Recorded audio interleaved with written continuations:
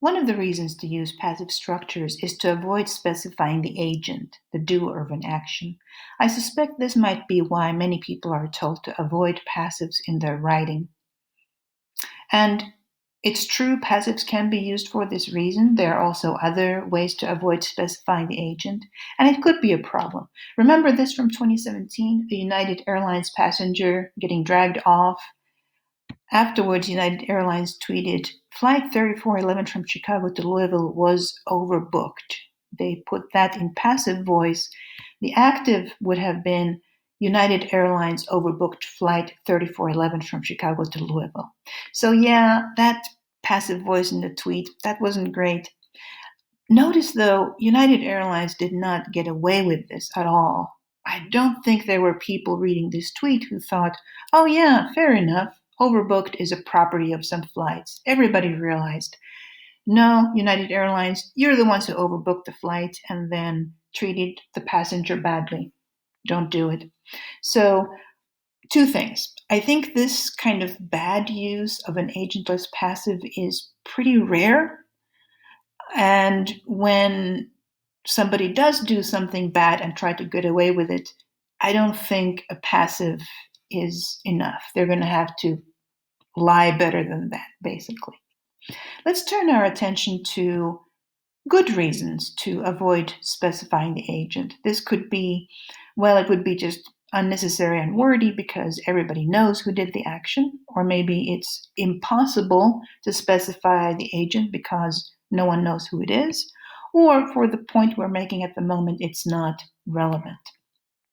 Consider this short passage from Carl Sagan. Do you see a couple of passives in there? And why do you think Sagan might want to not specify agents? You might pause the video for a moment to think about that.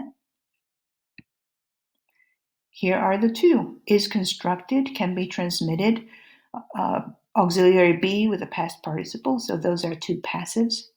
And for his purposes in this passage, Sagan doesn't want to specify who constructed the universe. That would take him off track in what he's talking about here.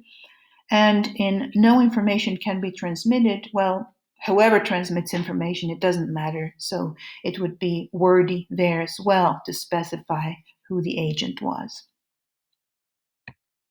Here are some for you to practice with. Do you see some passive structures in here? And if you do you think the agents of actions are being hidden for a wrong reason?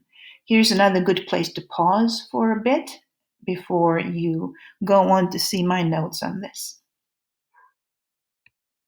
I find the two first to be pretty similar. Was elected, was impeached.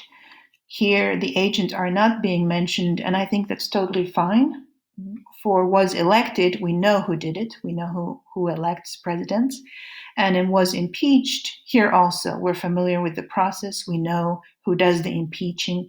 And so in sentences 1 and 2, there would be no point in specifying the agents of those actions. The third one initially looks different. Was shot and killed. This is something somebody maybe would write if they're trying to hide who was responsible for shooting Trayvon Martin.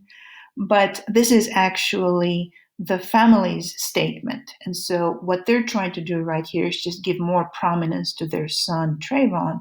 It's not that they're trying to let the killer get away with it, obviously. The fourth one is interesting, was created. This could be a case where somebody wants to not mention who was in charge of this process. But in reality, I think people who take that view would express this completely differently. They wouldn't talk about creating Israel in the first place. So, in general, not specifying the agent by using a passive tends to not be a problem, usually done for wholesome and beneficial reasons.